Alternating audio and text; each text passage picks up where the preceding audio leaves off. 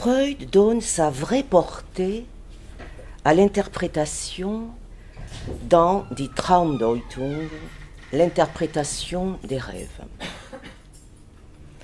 Dès ce moment natif de la psychanalyse, Freud se rend compte aussi que les rêves les mieux interprétés gardent souvent un point obscur et qu'on remarque là un nœud de pensée que l'on ne peut défaire. C'est ce qu'il appelle l'ombilic du rêve, le point où il se rattache à l'inconnu. Le désir du rêve surgit de ce point, dit-il, comme le champignon de son mycélium. Freud, qui était un chasseur de champignons passionné, tombe sur ce point obscur où pousse comme un champignon le désir et sur lequel l'interprétation s'arrête. Lacan reprendra ce point dans le texte intitulé « La méprise du sujet supposé savoir », à savoir que la position du psychanalyste est suspendue à cette béance d'un manque inclus dans la théorie de la psychanalyse qui se retrouve à tous les niveaux et qui forme le nœud de l'ininterprétable. C'est sur ce nœud de l'ininterprétable que Freud, le chasseur de rêves, est dès le début tombé. Tout ne peut pas s'interpréter. Il y a un reste qui résiste à l'interprétation et qui relève de ce que Lacan appelle le réel. C'est d'ailleurs bien là que se situe la différence entre l'interprétation psychanalytique et l'interprétation paranoïaque. Commençons par la question. Qu'est-ce qui a valeur d'interprétation pour un sujet analysant? Qu'est-ce qui permet de s'en assurer, de le vérifier, d'en apprécier l'efficace, la portée dans l'analyse? Une interprétation ne vaut que pour autant qu'elle est interprétée, comme le dit Lacan dans Télévision.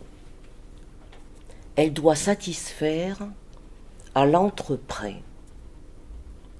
L'interprétation est à concevoir comme un prêt de signifiant entre l'un qui dit et l'autre qui entend, entre ce qui se dit et ce qui s'entend dans le discours analytique.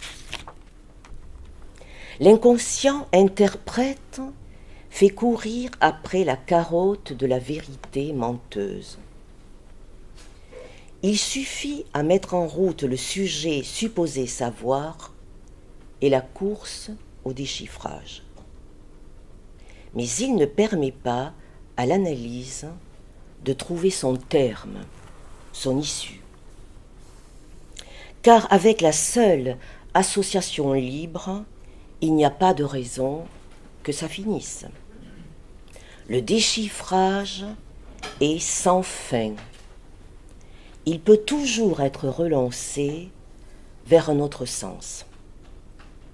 La notion d'analyse finie, d'analyse avec fin, que Lacan a fondée en raison, suppose autre chose. L'interprétation de l'analyste est aussi l'acte de l'analyste. Car chez Lacan, l'interprétation de l'analyste est accouplée avec la question de l'acte analytique. Ce rapport très étroit entre l'acte et l'interprétation de l'analyste est au cœur de la pratique de Lacan. On pourrait parler du devoir freudien d'interpréter et du devoir lacanien d'interpréter. Le devoir freudien d'interpréter est un devoir d'apporter à l'analysant un supplément de sens, un supplément de savoir qui fasse avancer la cure en éclairant les processus psychiques qui y sont à l'œuvre. Alors que le devoir lacanien d'interpréter serait plutôt du côté d'une soustraction de sens et d'une dévalorisation de la jouissance. L'interprétation lacanienne ne vise pas à entretenir la flamme du sens. Elle n'allume pas un cierge à l'autre religieux du sens. Elle viserait davantage à l'éteindre. Il faut dire que Lacan a pris des libertés avec la technique freudienne. Dès le début, dès 1950, il désobéit à la sacro-sainte règle de l'IPA, de la séance fixée par Freud à 55 minutes, en pratiquant des séances plus courtes. Cela a des conséquences au niveau de l'interprétation, bien sûr. Le seul fait de laisser le terme de la séance dépendre non de la montre, mais de la décision de l'analyste, de sa guise, change tout. La levée de séance fait interprétation, question, énigme. Qu'ai-je dit? Sur quoi il m'a arrêté? Pourquoi? C'est une nouvelle forme d'interprétation que cette innovation introduit. L'interprétation ponctuation et l'interprétation coupure. Le devoir d'interpréter, ce pourrait être le devoir pour l'analyste de se faire énigme, de se faire énonciation sans réponse. N'est-ce pas ce qui illustre l'affiche de nos journées nationales avec ce Saint Jean-Baptiste de Léonard de Vinci au sourire énigmatique? Vers qui? Vers quoi dresse-t-il son index? Vers l'autre barré dans le sfumato? N'est-ce pas plutôt vers l'un qui se sait tout seul, l'un qui se jouit sans l'autre? Et n'est-ce pas cette jouissance de l'un qui est sans l'autre qui lui donnerait sens, que traduit, trahit le sourire léonardien? Voilà ce que l'interprétation de l'analyste a à faire venir au dire, l'un tout seul de la jouissance opaque du symptôme. Notez que ce Jean-Baptiste fait signe. Il ne révèle pas, il fait signe. Il montre intransitivement. Il ne dit pas le vrai ou le faux, il montre. Il laisse voir à partir de lui-même ce qui se montre tel qu'il se montre à partir de lui-même et qui autrement s'oublierait. C'est ainsi que Heidegger explique l'apophantique dans le traité d'Aristote de l'interprétation. L'apophantique est monstration de ce qui échappe à l'énoncé, à la proposition vraie ou fausse. L'apophantique échappe au dit. Il est de l'ordre du dire qu'il seul témoigne de l'existence. Il est le témoin de ce qui se tient hors du dit. C'est ainsi que Lacan situe l'interprétation de l'analyste comme étant un dire et non pas un dit. L'interprétation de l'analyste est un dire apophontique, hors proposition vraie ou fausse.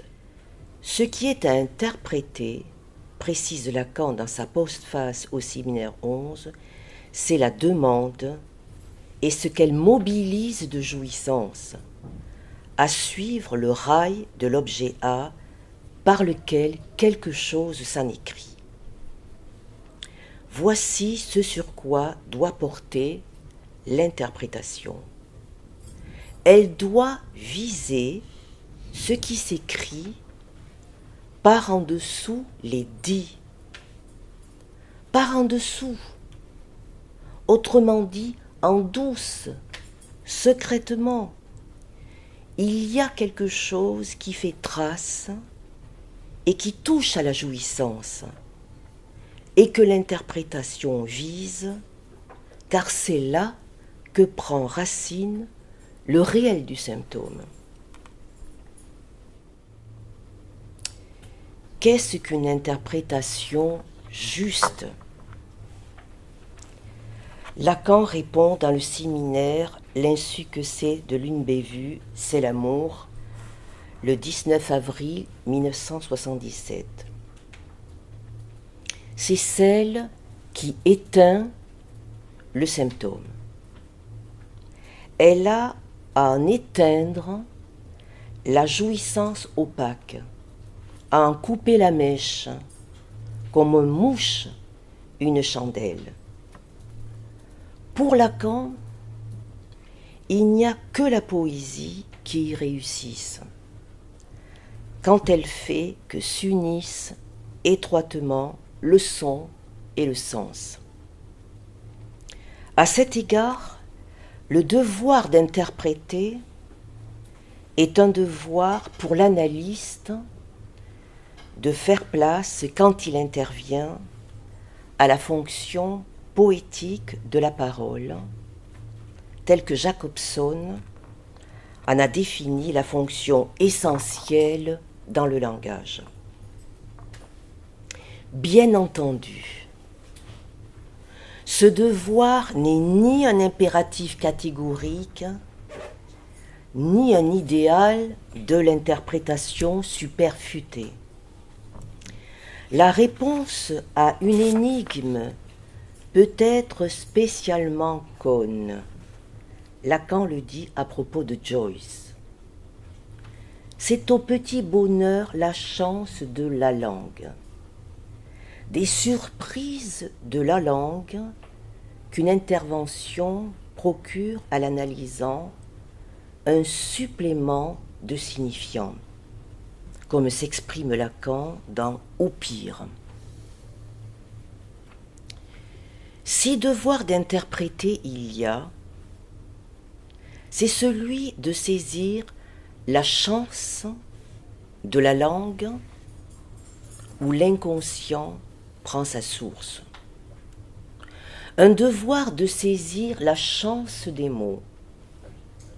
Je pense ici à notre troubadour, Claude Nougaro, qui a chanté les mots divins, les mots en vain, les mots de plus, les motus, les mots bruissants comme des rameaux, les mots ciselés comme des émaux, les mots muets, les mots bués, comme un baiser sur la glace, les mots bouclés, clés de l'espace, les mots oiseaux qui laissent des traces, les premiers mots, la fin des mots.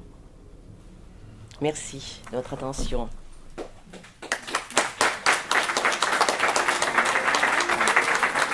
Les mots divins, les mots en vain, les mots de plus, les mots